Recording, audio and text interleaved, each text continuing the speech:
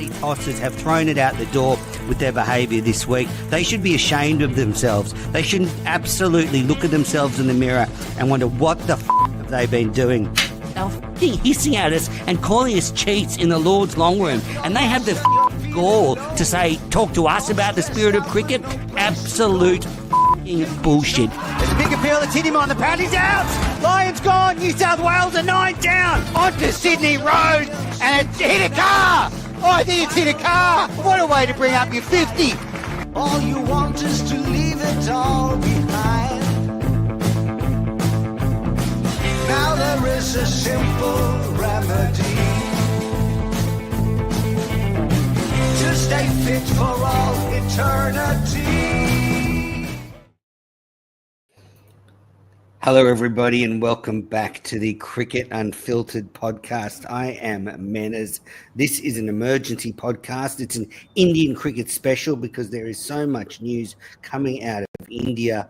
We have Rohit Sharma's confirmed retirement, Virat Kohli's rumoured retirement, test retirement for both of them, and the suspension of the IPL. And joining me is Chandresh Narayanan, coming to us from India. Chandresh, last time we spoke about the India v Pakistan documentary that you worked on, and it was a much happier time. And now, before we get into the cricket discussion, I just want to say, obviously, there's a lot more things that are important than cricket, and it's a really concerning situation. So I'm thinking of everybody over there and hope everyone stays safe. Yeah, we are very proud of our armed forces here in India, and it's a difficult time, but one that I think we'll get through as a nation very, very surely. Yeah, so I want to talk about a few cricket matters, but I just want to start off by saying that there's things that are a lot more than cricket. But we've seen as the Rohit Sharma and Virat Kohli retirements that are obviously nothing to do with this, and then the IPL being suspended. So I guess let's start with the IPL suspension. Obviously, the conflict between India and Pakistan has now got to a stage that it had to be suspended. The PSL has been suspended indefinitely, so the whole region is moving cricket out of the region. What can you report from from being in India about the stopping of the IPL? No, I think it was only a logical thing that when there is a crisis going on with the country uniting as one around the armed forces, it was only logical that the IPL was paused. The BCCI has announced that they are suspending it for a week. So I think they'll probably take stock in the next couple of days and decide on what they're going to do next. I don't see the IPL going anywhere. I think the IPL will happen right here in India, and I think that will send out a very strong message to everyone that the IPL is not going anywhere. It's going to be here in India. And that's the way it should be. And let's see how they plan it out and how they sort of finish it. The good part is that they've ended 58 matches. It's just about those 16 matches. They'll find a solution for that. I'm pretty certain about it. Yeah, absolutely. If we've seen anything is that, and we saw this sort of tested during COVID, that there's so much money at stake for these games that they will play them. It's just a case of where and when they do it. Yeah, absolutely. And I think everyone supports the BCCI and the IPL and all the other stakeholders, the commercial stakeholders, the broadcast stakeholders. Everyone has come out in support of the decision that was taken. Let's see. I'm pretty certain that the IPL will happen and will happen in India. I guess you could try and play those 16 games in just 2 or 3 grounds in a safer area, and try and get them done. Yeah, I think that's very much possible. India is such a vast country with so many options. We could very well have them in Mumbai because we have 3 grounds here, or we could go to Chennai and Bangalore, or we could have it. So we've got plenty of options in that sense to get things done. Yeah, it really came to a head on, was it Thursday night? The Kings were playing near Dharamsala. I can't remember who they were playing, but the lights They're playing They're playing Delhi Capitals, and I think it was a precautionary thing that the lights went out, and then they took a fair call. I think they took a very fair call in pausing that game.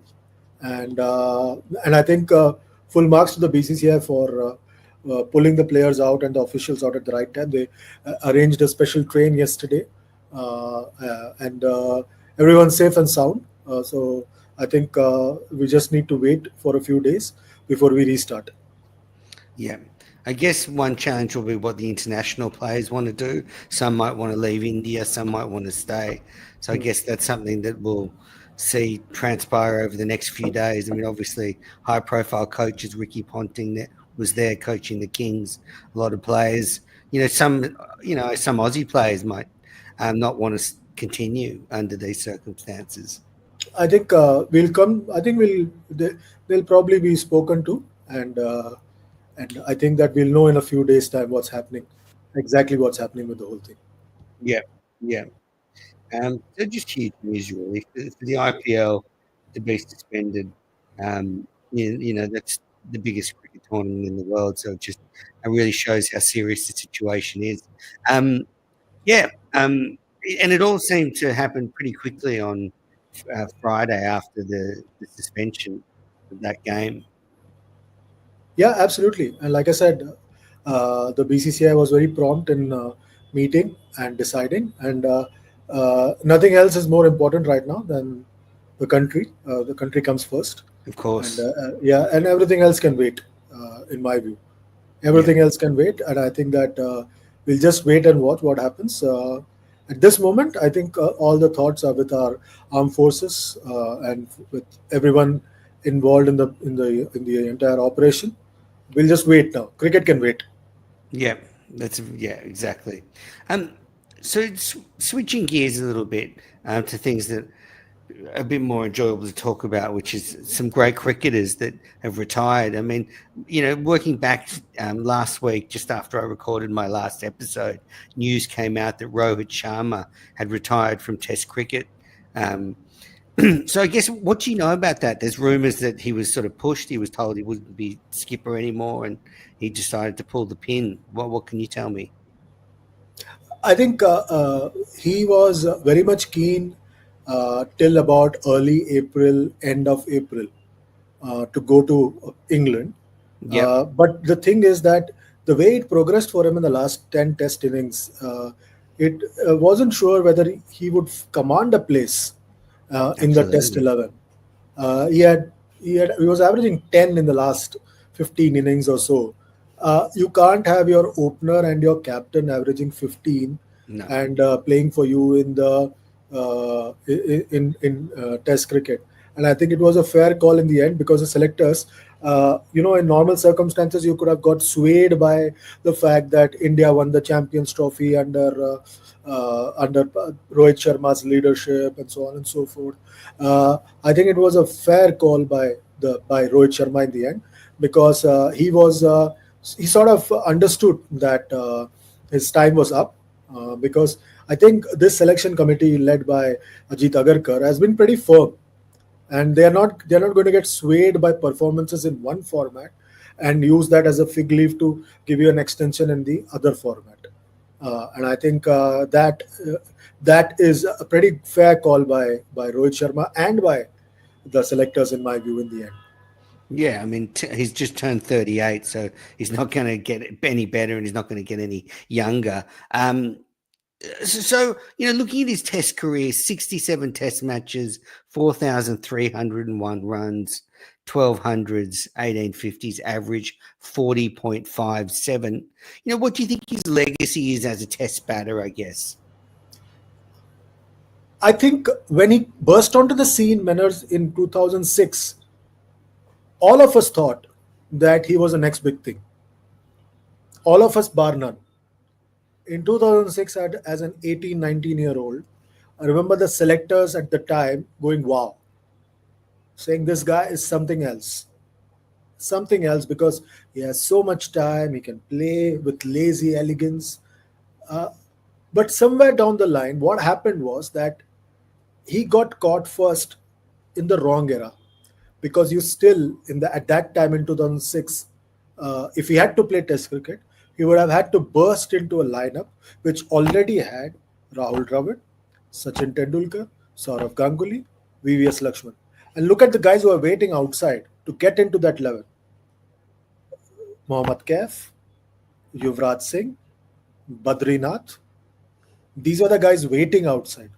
And there were a bunch of others who I can't even remember right now who just disappeared out of trace because they were all waiting for 15 years or 12 years trying to get into that test lineup. And when the likes of Saurav retired, Kumble retired in 2008, it meant that the first option at that time was Yuvraj Singh. I'm forgetting Suresh Raina also was one of the contenders for the test lineup at that time. So he had at least two generations to get through to get into that test level. He was supposed to make his test debut in 2010 in Nagpur. And just minutes before the toss, he twisted his ankle. That spot went to Ridhiman Shah. He waited for 3 more years to make his test debut when all these guys left the scene one by one, both the generations. But he never quite made the format his own till he opened in 2019. But even then, he was not very consistent.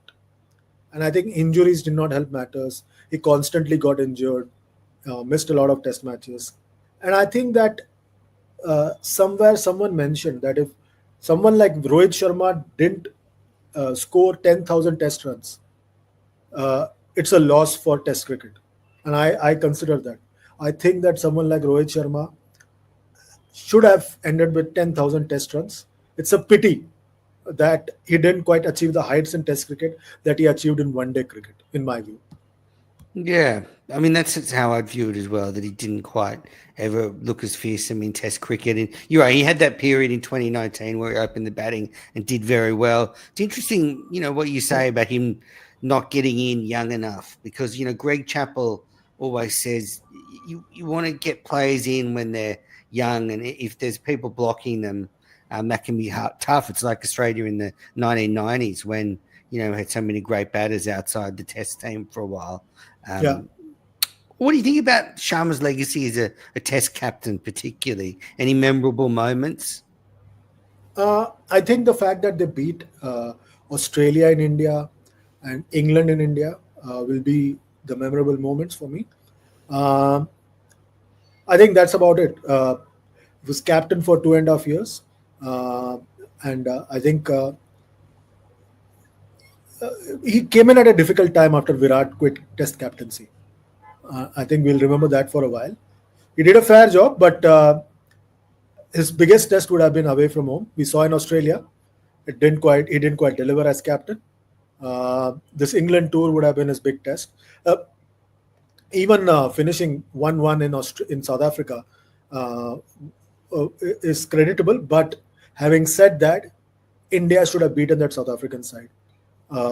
Both last year when they went there and the test series ended 1-1, and even the series before that under Virat Kohli. So I think both those times they should have finished as winners, but unfortunately, both times India has not been able to close out the series in South Africa. Interesting. I noticed that Sharma hasn't retired from 50 over cricket yet. So he's retired from T20 cricket, retired from Test cricket. It would just seem to me that with the World Cup, the 50 over World Cup, 2 more years away, that it would be silly for him to play on. I can't see him playing in the 50 over World Cup when he's 40 with so many young, talented cricketers that India have. So wouldn't the time be right for him now to retire in all formats, really, and just allow this next generation to come through? One of the games of the Champions Trophy, I don't know if you remember, in the stands were the guys who make up India's top order in T20 cricket. Abhishek Sharma, Tilak Verma, Surya Kumar Yadav, and a couple of others. My mind was boggling at that time to think that those guys can't get into India's one day setup. That's how the bench is for India right now in white ball cricket. Having said that, I think that right now he's kept his options open, but I think that you just have to wait and watch what happens. It's like most other things in Indian cricket. They don't announce things much in advance. So this decision by Rohit could have well come in January when he stood down from the Sydney Test match. Nothing has changed between then and now. So I think that it will come eventually, uh, but probably I think he just wants to phase it out. What he does with his future as a international career So cricketer. you agree with me that India should be using the next 2 years to build a new top six for that Absolutely, World Cup. absolutely. But I think that we just have to wait. Yeah. We just have to wait. We just have to wait. Let's see what happens because we can't take a call for him. He needs to take a call for himself. But I think if the performances don't come, because India is not playing that much one day cricket as well, so that might help him in that sense. They're playing very few one day matches because he's going to have the T20 World Cup first, so all the focus will be on T20 cricket. And then I think after next year's T20 World Cup, you have the IPL. Then you start the build up to the 2027 World Cup. We'll probably hear about Sharma's one day career or its future next year. Yeah, because he's a colossus of one-day cricket. Over 11,000 runs, 32 hundreds, 58 50s, average almost 50. It's what his test record should look like, really, as you were saying before. But there's one thing. It's also important to note that we don't know what he's going to do in between India's one-day engagements. Is he going to turn up for Mumbai in domestic cricket? Because he has to keep himself in some kind of form, hitting form. Remember, he's not going to be playing T20 cricket for India. He's retired from Test cricket. If you're going to be playing only one-day cricket, what is the kind of cricket that you are going to play to keep yourself in the nick?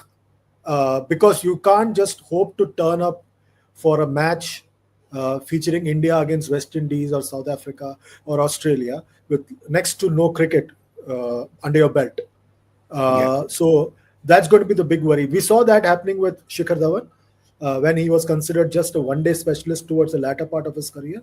And that was at the height of COVID. He found it difficult. At the height of COVID, we saw that with Cheteshwar Pujara and Ajinkya Rahane, who were playing just Test cricket. So they were turning up for Test matches from after playing a Test match 3 months prior to a series, and they had no cricket between two series. It was very difficult for them to find form because the all format players were able to go into a T20 or a one-day match, hit themselves out of form. Yeah. But specific format players, it becomes very difficult for them. So I think I'm very interested to know what he's going to do when he's not playing one-day cricket for India. Would he turn out for Mumbai, or he has to play some sort of cricket to be in some sort of nick, in my view.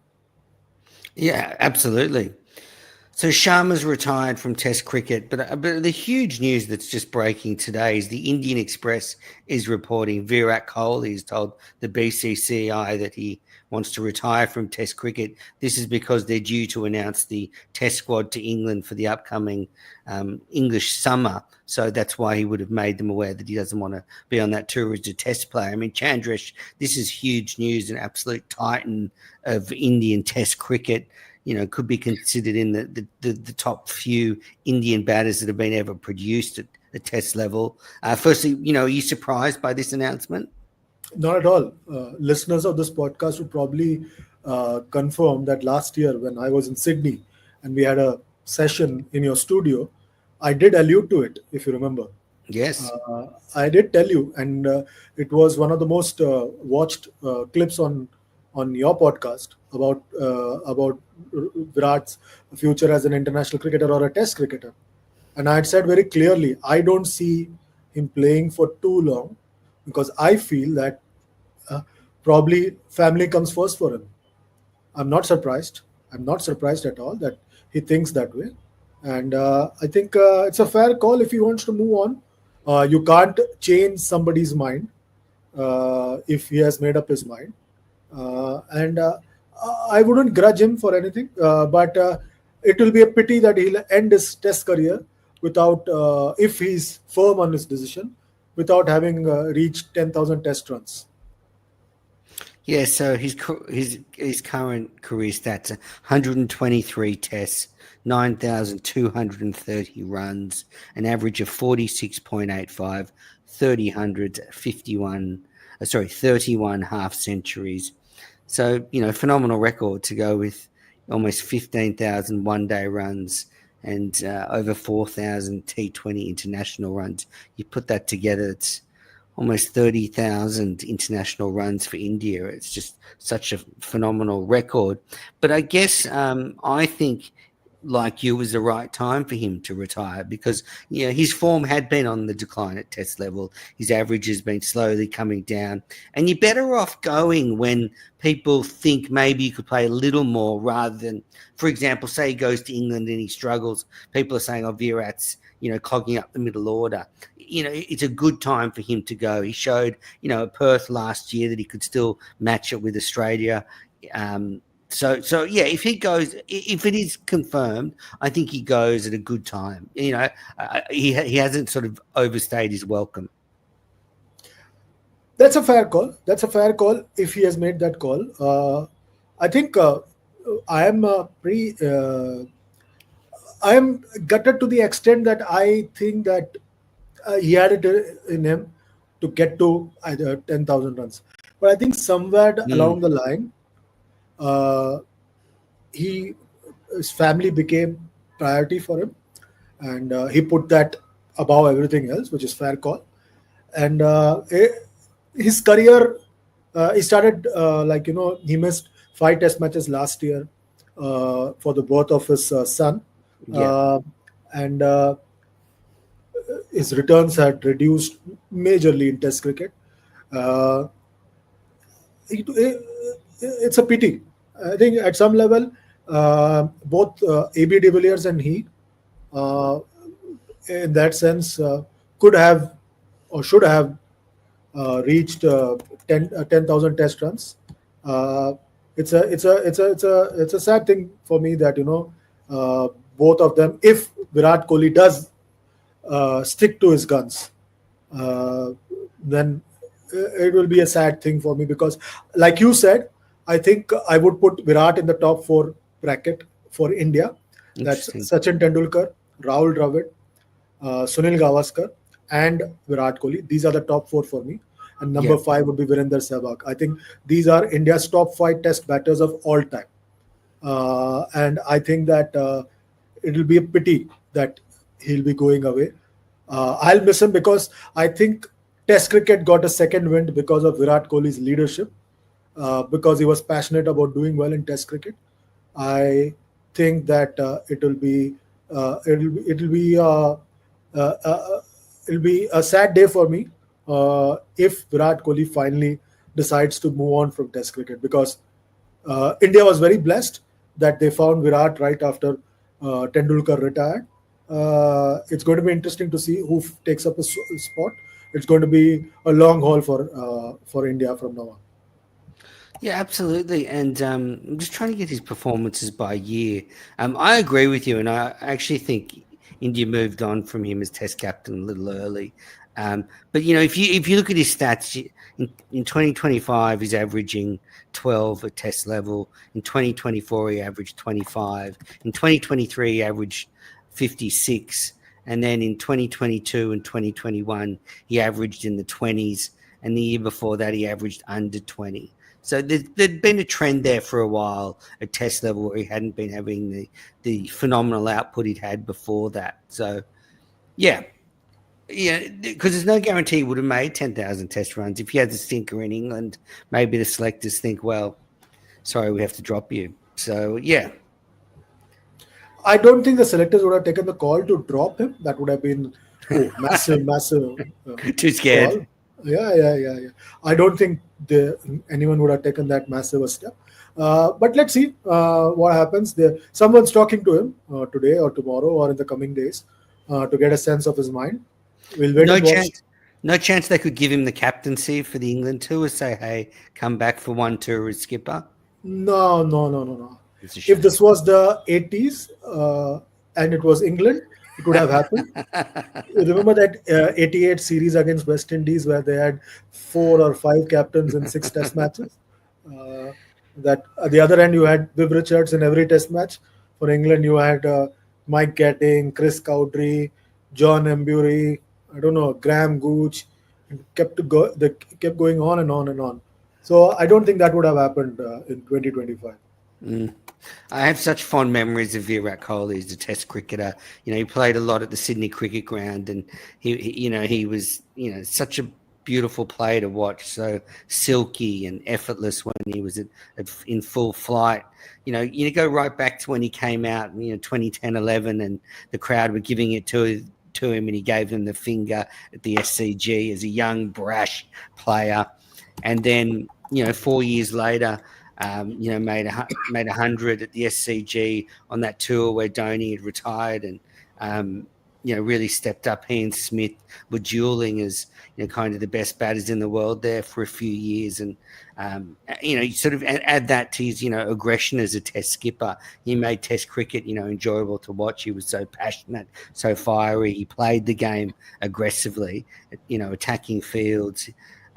So yeah, I think he leaves a huge legacy on the game, and I've seen from the Indian players I've seen. I agree with your assessments of that sort of top five. Yeah, absolutely. I agree with you completely on that. It's going to be very interesting. What a character, Virat Kohli. Well, if that is the end of his Test career, it was a memorable one, and a bit like Rohit, you would have to think his international career can't go on for much longer.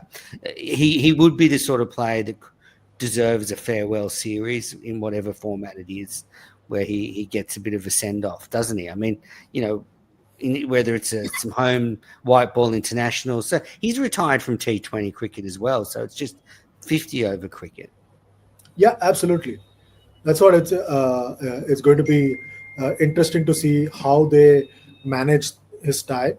I don't know what's the plan with regards to Virat Kohli and one-day cricket. We'll wait and watch. We'll know what happens. I think that the BCCI is going to have a press conference with the selection committee chairperson Ajit Agarkar being present. So we'll know more about that in about 15 days' time. Exciting. Well, Chandresh, thanks for joining me on the Cricket Unfiltered podcast. Such concerning news out of India. So, thinking of you, thinking of everyone over in India, and great to have you on to talk about cricket. It's a great distraction, and hopefully the IPL gets up and running again, and they can finish it as soon as possible. Yeah, let's hope everything goes off well. I'm pretty certain everything will be fine. Terrific. Thanks everybody for tuning in. Back soon.